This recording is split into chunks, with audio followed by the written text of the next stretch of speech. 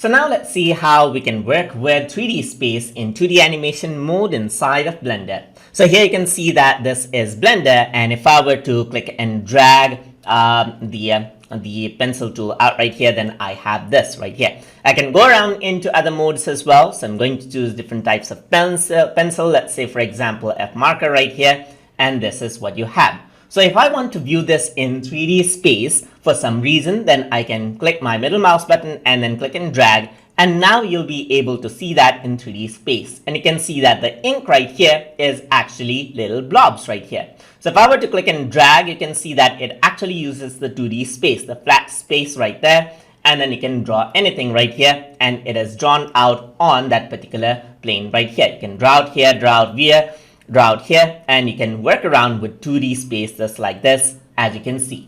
And that is how you can draw and work in 3D space in 2D animation mode inside of Blender. So I hope you guys learned something as always. And as always, please like, comment, share, and subscribe.